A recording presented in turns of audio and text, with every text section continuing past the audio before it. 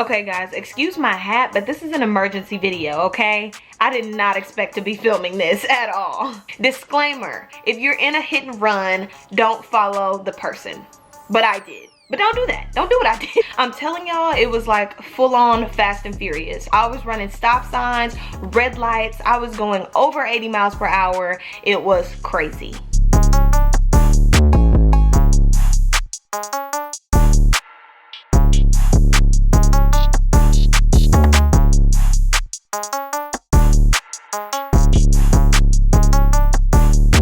It's your girl Lajana and welcome back to my channel. If you're new here, make sure you subscribe down below, and if you're returning, hey. So as you guys can see, I was involved in a hit and run and I'm gonna tell you guys all about it. This is not the video that I intended to post today. I had a whole different video lined up, but I thought that I have to tell you guys about this. Super crazy, super random, and I just want you guys to know to be safe out there. And basically I'm going to give you guys not only my experience, but maybe some advice on what someone who was in a position like mine should do next time, because I definitely learned a lot about the rules of the road and also just how things work in general. So let's get right into this crazy story time. Okay guys, so this happened on Thursday night. I think I'm correct. Yes, this happened on Thursday night. It was around 10 o'clock. I was in my city. I actually don't think I've put on YouTube what city I stay in, but I think it's safe to say I live in Nashville. So basically I was just sitting at a stoplight, guys, minding my business. I was literally just like, you know, just chilling, looking around, minding my business, thinking about what hairstyle I'm about to get next, just at a stoplight, minding my business, like I said. And all of a sudden, there was just an entire shaking of the entire car just shook and rattled, and it came from the back passenger side. So I instantly knew without even looking up, because I was looking straight ahead at the red light, that someone hit me. I looked over behind me and I saw the car that hit me, and I obviously thought, you know, we're gonna pull over. No ma'am. No ma'am, we're not stopping. We're not pulling over. So me thinking that they're nice, rational people, I follow them into the right lane where I'm thinking we're stopping, and they go straight through the red light. Straight through the red light. Y'all, this was my entire face. I was like, oh my gosh, they just hit my car. What the fuck? And I instantly just jumped into an entire different mode. So after they run the freaking red light, and I'm baffled that they didn't stop, I just chased them through, and then we end up on a back street. Now keep in mind, I am on the phone with the cops at this point. I instantly called 911 the second that I saw them run the first light, just because I kind of knew I was gonna follow them. Okay, that's not what you should do. I don't recommend following anybody, okay? I want to start off by saying that before I even tell the rest of what I did. Disclaimer, if you're in a hit and run, don't follow the person. But I did. But don't do that. Don't do what I did. Don't do what I did, okay? So basically, I'm on the phone with the police. They're trying to find out where we are. They're trying to get all the street signs that I'm passing. So as I'm driving, I'm telling them I'm passing this street, I'm passing that street. I'm trying to keep them in a good circle. I'm trying to keep us in this area just because, you know, I don't know if the cops are already out here and they just kind of need to find me. So I was trying to keep us in a contained area. I obviously had no control over where we were going. The person in the other car that hit me was going at least 120 miles per hour, and I hate to say it, but I had to be going anywhere from 80 to 100 just trying to keep up with them. So guys, we're riding down the street like this is Fast and Furious, and of course not one cop was there. Why are they there when you don't need them, but when you need them, they are nowhere to be found? I swear that's always been the case.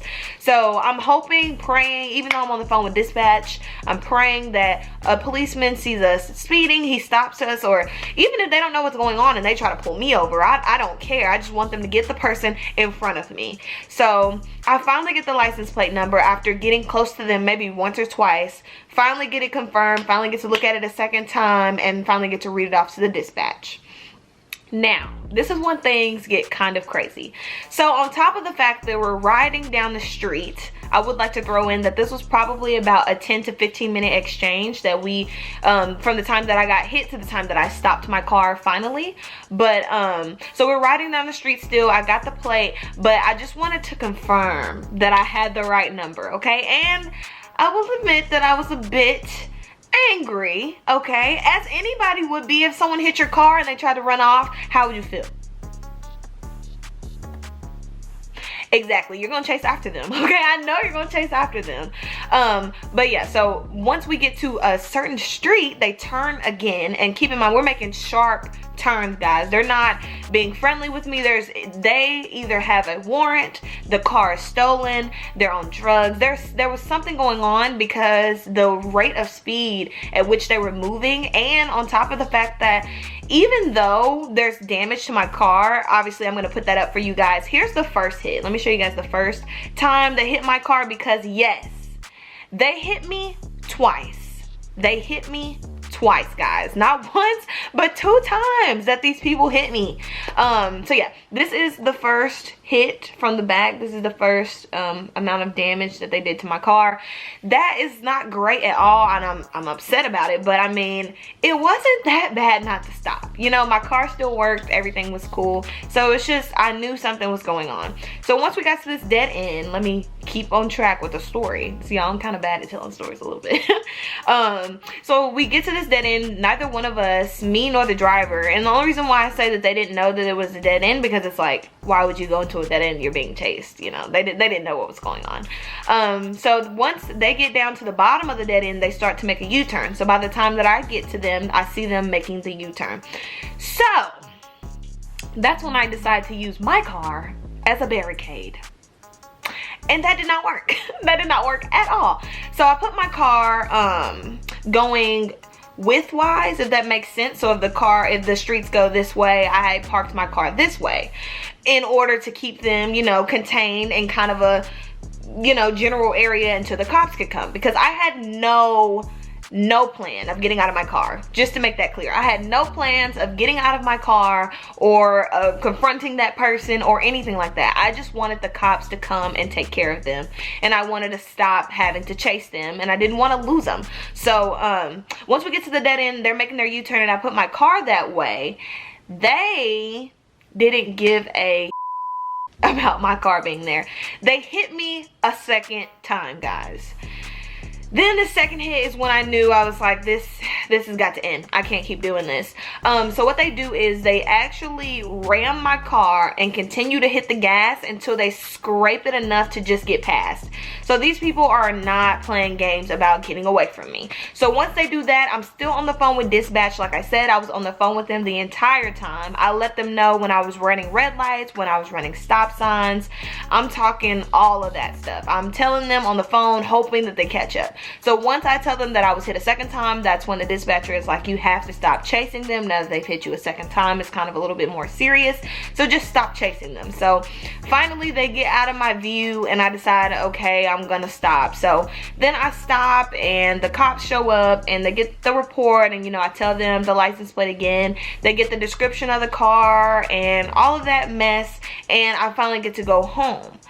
But it was extremely traumatizing, guys. I don't know if I've ever been in a scary situation like that. It was extremely random, and it taught me a lot. Even though, you know, my car is kind of, you know, janked up a little bit, it still taught me a lot, which is that anything can happen, guys. Anything can happen at any given moment. I was just sitting in my car at a red light, and someone came up and hit me. I wasn't moving. The people in front of me weren't moving. It's not about you. It's about the other people around you, and you have to just, you know, stay on your toes. Of course, I could never have guessed that that would happen. I would never have been able to predict that that would happen to me, but it did. So I would just say to everybody out there, please be safe, do the right thing. Like I said, don't chase anybody down. That's extremely dangerous. You never know what people have in their vehicle. You never know if they have, you know, like a gun. I could have thank goodness I didn't, but I could have been shot at. There's multiple things that could have went left that didn't, and I'm extremely thankful for that. But I just had to share this story with you guys. Cars are material things, and yes, of course, I'm so sad that my baby is a little bit injured right now. I am taking my car to the body shop to get it done, and it'll be completely back to normal. It'll be its cute little self all over again. So yes, everything will resolve itself, and if you're going through something right now, it's okay. You got it. Breathe. I know things like this can feel a little bit personal because I kind of, you know, I felt a little bit violated when the person was running from me. I felt like it seemed personal even though it wasn't. I was a total stranger to them. They were a total stranger to me. So just don't take things personal. Don't put material things over yourself, and do the right thing and be safe always. Even though I'm not a person who likes to share when negative things happen to me most of the time, I'm starting a whole new leaf on this channel, so look forward to more stories just like this one. Guys, please make sure you're safe out there, and I'll see you guys next Sunday. Bye.